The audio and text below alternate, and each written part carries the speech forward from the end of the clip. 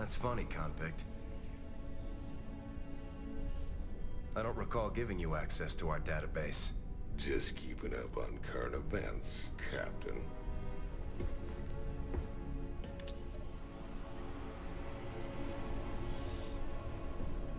Seems this Queen of Blades got everybody running scared. She don't look so tough. You have no idea who she is, do you, Tychus? Don't matter to me none.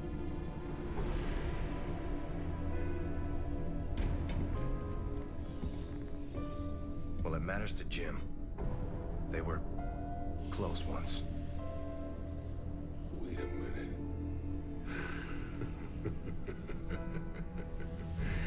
You're telling me they were shacked up? Apparently she was something else. Before the Zerg took her. Turned her into that. And Jimmy feels responsible. Honestly, if we have to face her again, I don't know what he'll do. Woman like that, there's only one thing to do.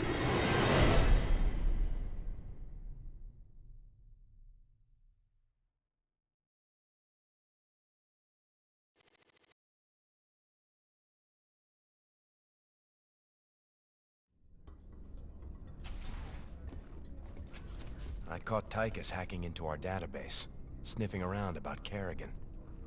I don't know what his game is, but we clearly can't trust him. Matt, me and Tychus ran together a long time. Got in all sorts of trouble. When the law finally caught up, he took the rap for both of us. Never once ratted me out. I got a second chance. He got locked up. I understand your loyalty, sir, but... I owe him, Matt. Leave it be. Yes, sir.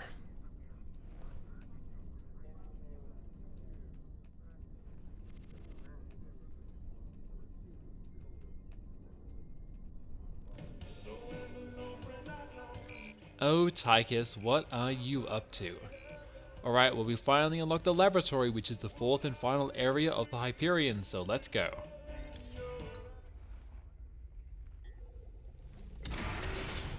Commander, the alien artifact is all secure in the lab, sir. You know, seeing it got me to thinking about my special projects. Whoa, slow down, Stedman. What do you mean, projects? You doing some kind of research down here? Yeah, well, you know, not yet, sir. I still need some additional specimens to get things going. Once I get those, we can make some big improvements to our weapon systems and tactics. Well, I'm all for that. What do you need? All kinds of things. I've entered the details into our database. If you run into something on a mission that we need, you'll be notified automatically. Just try not to blow up the ship, okay, Stedman? See, Stedman, I told you I'd get the lab up and running. Also, I love the fact how Jim's like, what are you doing down here, Stedman? Some research or something? Like, what else will we be doing down here? We're not making food or anything. Although that Zerg tank does look pretty tasty. Anyway, now that we have the lab, we have our third and final upgrading system in the game, which involves the research points we have been collecting. How these work is that you can find Zerg and Protoss research points on missions and spend them here in the laboratory. When you get certain amounts, you can get a new upgrade, 5 for each, and so there are a total of 20 upgrades here. However, on each little tier, you can only get one upgrade, so you can either get the strike turret or the fortified bunker for Zerg level 1. Just like the armory upgrades, some of these are really good while others are pretty bad, and I'll give you guys my opinion on them as we go along. Just so you know, you get tons and tons of research points in the game, so even if you miss some, it's not too bad. And if you do miss some, you can always replay a mission in the mission archive to go get them again. So let's get started by talking about the strike turret. So the strike turret outfits all bunkers with an automated turret. This turret deals the damage of equivalently 1 marine, so if you fill a bunker full of marines, you'll be getting 7 marines worth of damage. On the other hand, the fortified bunker simply gives your bunkers an extra 150 health. Between these two, I think fortified bunker is way better. The thing is, as I mentioned, the strike turret only deals the damage of 1 marine, which is like barely nothing. Like, I could buy a 50 mineral marine for my barracks, stick it next to the bunker and get the exact same effect. Not only that, but if you might remember, we bought the range increase for the bunkers in the armory, I believe the strike turret doesn't get the effect from it, which is really, really dumb. On the other hand though, an extra 150 life in your bunkers is really good. That means your bunkers can take up so much more damage, protecting the units inside and your base. If you compare them with other stuff like the siege tanks that can just barrel down and explode anyone who gets close to them, then it's really good. And because of the extra life, the units inside will have a longer time to shoot anyway, so the damage would probably be pretty equal to the strike turret in the end. So the really big thing though is that when you're playing on harder difficulties, having extra health in your bunkers is pretty critical because the enemy just throw tons and tons of units at you. So fortified bunker I would say is pretty necessary if you're playing on hard or on brutal. On easy difficulties you can easily get away with using the strike turret because the enemy don't send that many units at you. But on harder difficulties definitely go with fortified bunker because it is really, really good. For me I'll be going with fortified bunker, but yeah, like I think this upgrade is just a fantastic thing because as I mentioned, I love bunkers, they're really good for the Terrans and making them even stronger is a really good thing. Yes. So how you doing, Stedman? 802 to the power of 4 at 12. Don't forget the decimal point and the third exponent of... He's doing okay. That Zerg woman seemed to know you. She really rattled you, didn't she? Me and her, well, we go back a ways. She was a ghost once. Back then, we were hooked up with Mengsk fighting to get rid of the old Confederacy. We made a pretty good team. What happened to her? She was a casualty of war. No offense, Doc, but I really don't like to talk about it. I understand. If you ever change your mind, I'm here. Thanks, Dr. Hansen. I've been hearing strange stories from the crew of late. Unexplained noises, strange visions, voices in the dark. Rumor has it these things are haunted. Superstitious nonsense. These artifacts are completely inert and they're contained down here in the lab. There is some trace radiation, but I don't see how they could affect things elsewhere on the ship. Heaven forbid we run across alien tech that messes with our primitive little monkey brains. Just keep a close eye on them, Doc. And just like with the armory, you can click the Zerg tank over here to learn more about the Zerg. And as you get extra tiers of research, these will become bigger and bigger and you get more information. The Protoss have one too, we haven't unlocked that yet. If you want to read it, there you go. So back to the cantina then. You might have seen earlier, but we've actually unlocked a new set of mercenaries, which are the Hammer Securities, which are the mercenaries that are based on the Marauders. Hammer Securities are pretty good. I won't be buying them just yet, but I will get them later on because they're really nice to have. And how you doing, Tychus? Your Mobius buddies ever happen to mention that the Queen of Blades wants these artifacts too? Hey, they just give me the missions, man. What's it matter anyway? Putting that bitch down would be doing everyone a favor. I thought it was just about the money with you, Tychus. Nothing says I can't do my part for humanity and get paid well for my trouble. Right. Okay, let's check out the news! This is Donnie Vermillion live from UNN. Tonight, we're going to discuss the infamous Queen of Blades. Scientists and military insiders have long speculated that the enigmatic alien is in fact an infested human. That's right, Donnie. Is it possible that the leader of the Zerg has a human heart? More importantly, Kate, could this mean some kind of Terran-Zerg alliance is possible? Donnie, there's never been any evidence at all to suggest that infested humans retain their free will. You make a good point, Kate. The question is then, how do we kill her?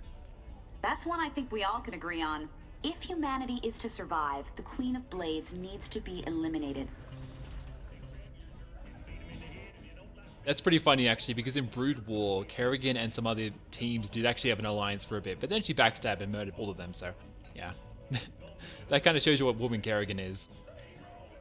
Anyway, down to the armory. And here are our Marauders. There's some info about them?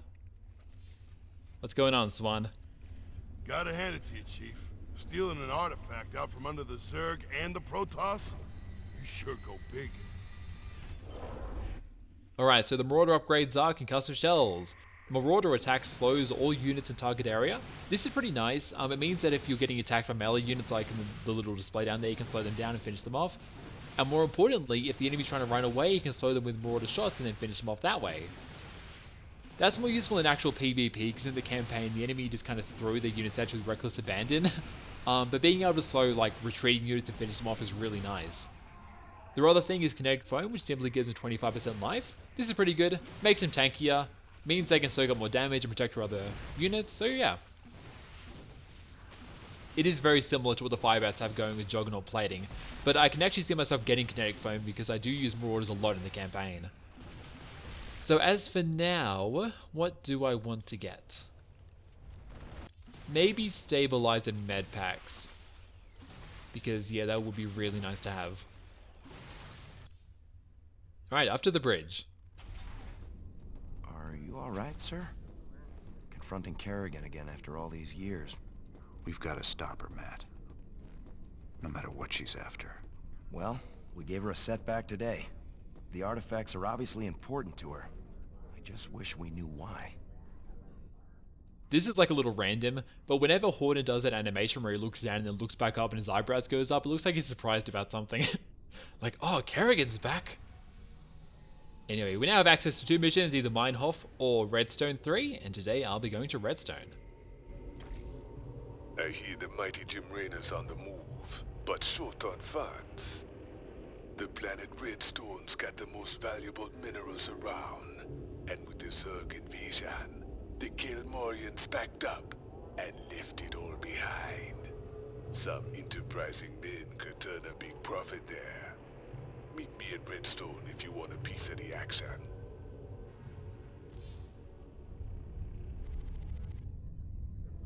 Redstone. Heck of a place. I ever mention how much I hate volcanic planets? Good to see you made it. They call me Tosh. You help me mine the minerals I need, and I'll make it worth your while. What's the catch? Well, this place is a little unstable. The low ground gets flooded with lava every few minutes. Of course, that's where the richest mineral nodes are found. But that'll be no problem for a big, tough guy like you. Sir, I'm also picking up Zerg biosignatures on the surface. We'll need to spend some of what we mine just to defend the operation. The more we spend, the longer this is gonna take. Lava and Zerg. 2 of my favorite things. Let's do this.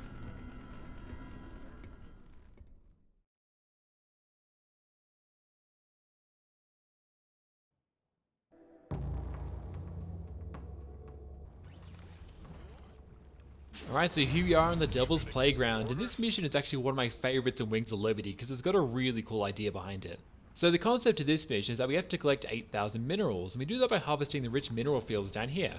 These minerals all over the planet, there's like some here, and it's all over the place. And we have to harvest them until we get 8,000 of them. However, each of these patches are quite small, and eventually these will run out. So we will have to eventually lift off our command center, take it to a new place, put it down, harvest minerals there, lift it off, and just continue like that until we get the 8,000. Lava's rising. Get those SCVs to high ground, right now. However, every now and then the lava will rise and burn anything on the low ground, including your units and buildings. So watch out, you do not want to lose a command center to the lava, that'd be really, really bad. Along with that, you'll also have to deal with some occasional Zerg attacks, but to be honest, the Zerg barely do anything in this mission. And yeah, like overall this mission is actually pretty easy. All clear. It is now safe to proceed with mining operations. This counter shows the estimated time until the next lava surge. Move all units and structures to high ground when a surge is imminent. So yeah, the worst part of this mission is just the fact that, as Horner said in the introduction, the more money you spend on other stuff like units and buildings means it'll take longer to reach your 8,000 goal. So this planet is absolutely filled with minerals, like you would have to do a tremendous mess up to not get 8,000. But saying that, I don't want to be here all day, so I'm going to try and do this at a reasonable pace. So let's get some Marines going. Can we almost get some more pigs? No, they're still pretty far away. I got some friends coming to help you out. Reapers. Reapers, you say? Hell, cowboy, we gotta train more of these guys. They're seriously badass. And we have a brand new unit, which is the Reapers. So Reapers are very interesting units they gave the Terrans in StarCraft II. What these guys are very fast, very mobile, early scouting and raiding units.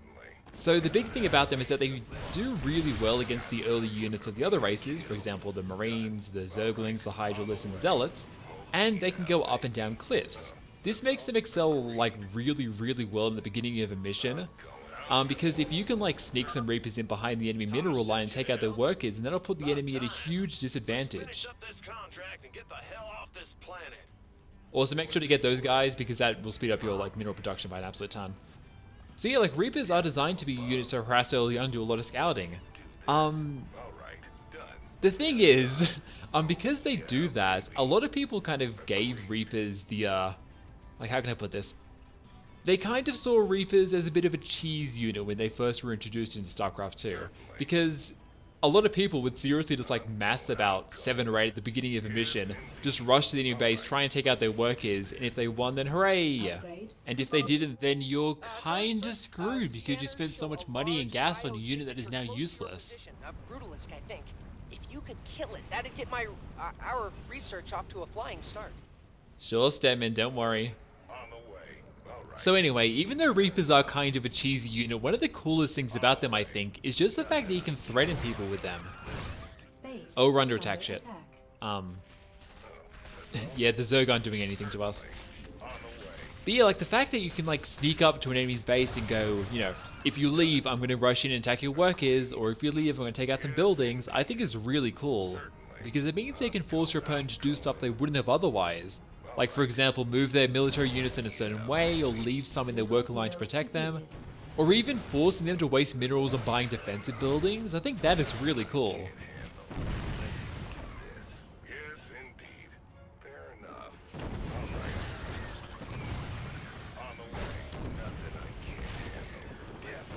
Yeah, there are some more here, by the way. Like, there are Reapers all over this mission, so make sure to explore. Like, saying that, once you get to like the mid game and the late game, oh no,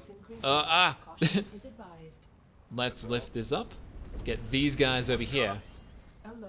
Yeah, so once you get to the mid and late game, because Reapers are very squishy, they can just like get melted by everything. So what I would recommend with Reapers if you want to use them yourself is just try and build some early on to harass your enemy, or at least threaten to harass your enemy, and then after that just like kind of ignore them. But yeah, like personally, I think it's really cool that there's a unit in StarCraft II that is such a specific like point where it's useful. Like it's only really useful in the early game where you can harass people like pretty effectively.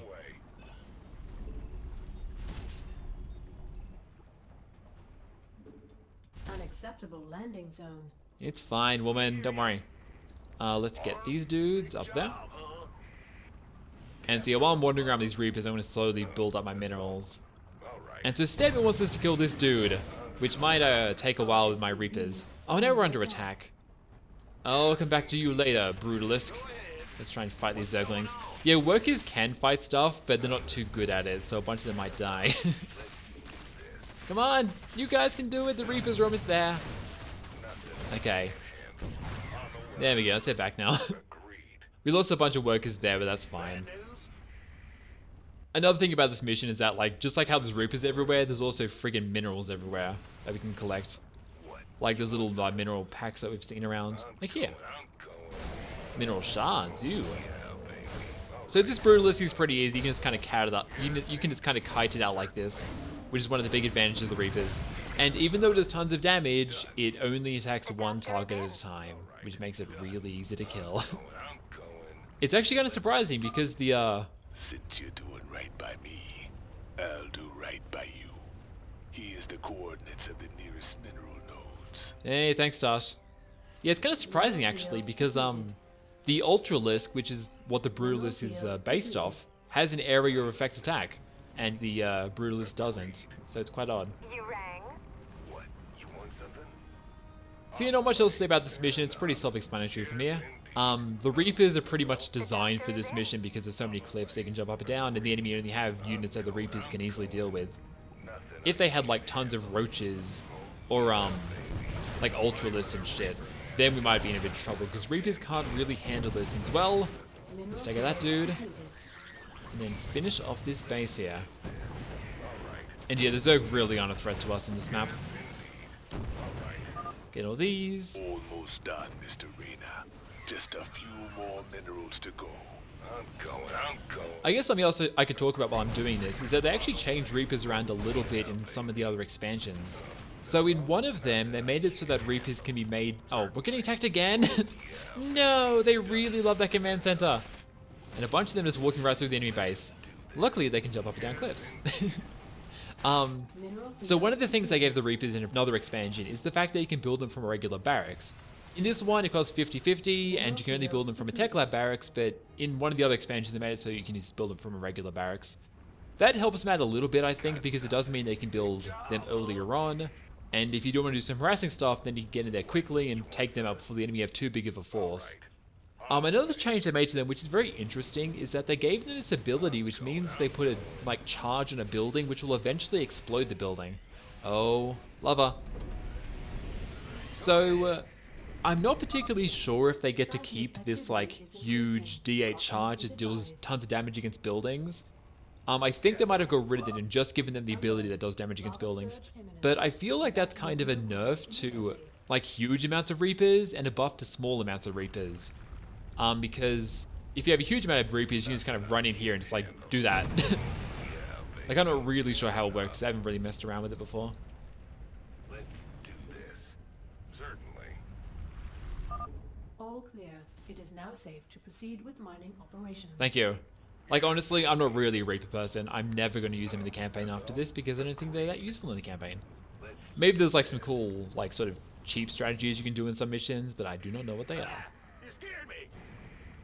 Fear the Reaper, man. All right. On the way. Certainly. Alright, well, we're almost done. Mineral field depleted. Some more minerals up here, and we just need these ones. Alright, awesome. All right, boys, nice work. We got what we came for. Now let's get out of this hellhole. Finished already? You really are as good as they say, Mr. Rena. I'm thinking you and I got a lot more business we can be talking about. Alright, the Devil's Playground has been finished. Here are the achievements, here is our summary, and on to the next one.